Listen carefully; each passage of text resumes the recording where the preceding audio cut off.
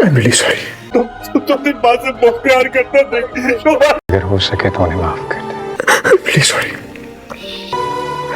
मैंने तुमसे वादा किया था, अल्हम्दुलिल्लाह मैंने अपना वादा निभा दिया। नहीं, मैं वहाँ क्यों जाऊंगी? एक बार ही जाना मेरा काफी था। जैसे तुम्हें कितनी तकलीफ से गुजरना पड़ा ना। तो ड्रामा सीरियल लाडली के लास्ट एपिसोड में आप लोग देखने वाले हैं। ये ड्रामा बहुत ही इंटरेस्टिंग बन चुका है दोस्तों। उमर तो अपने आप को कोस रहा होगा और घुट घुट के अपने आप को मारने की कोशिश करता है कि अब मैं क्या ही करूं, नाजो ने मेरे साथ ठीक नहीं किया। दोस्तों वो उसे धोखेबाज कहता है, बेइज्जत भी करता है कि आखिरकार तुमने ऐसा क्यों किया। लेकिन दोस्तों नाजो के पास कोई जवाब नहीं होता। वो फिर भी झूठी मूठ की कहानी बनाती है कि भाई मुझे भाभियाँ पसंद नहीं थी, मुझे इस घर का माहौल ठीक रखना था, इस वजह से मैंने मामा से भी बात की थी।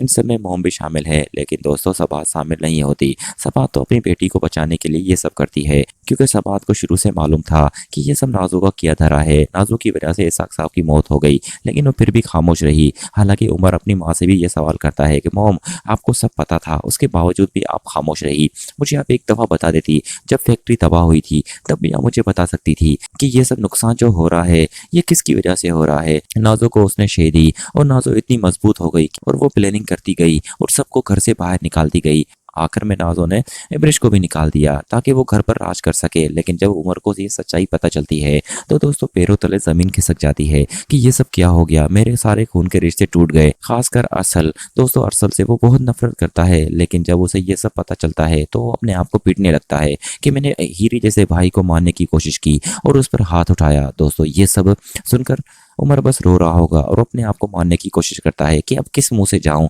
और मरियम और अरसल से मैं माफ़ी मांगू, क्योंकि वो तो कभी माफ़ करेंगे नहीं। लेकिन फिर भी वो हिम्मत जुटाकर माफ़ी मांगने की कोशिश करता है। दोस्तों मरियम और बाकी सब घर वाले काफ़ी रो रहे होंगे कि उमर की क्या हालत हो गई है एक नाजो की वजह से। काश वो नाजो का साथ ना देता तो आज कहानी कुछ अलग ही होती। यहाँ पर दोस्तों पूरी तरह से उमर टूट जाता है क्योंकि और वो किसी को मुंह दिखाने के लायक नहीं रहता, क्योंकि वो नाजो पर यकीन करता है। नाजो उसी बात का फ़ायदा उठाकर सारे घर वाले पर राज करने की कोशिश करती है। आखिर में उसे कुछ भी नहीं मिला, क्योंकि दोस्तों पछताने के सिवा उसके झोली में कुछ भी नहीं आता।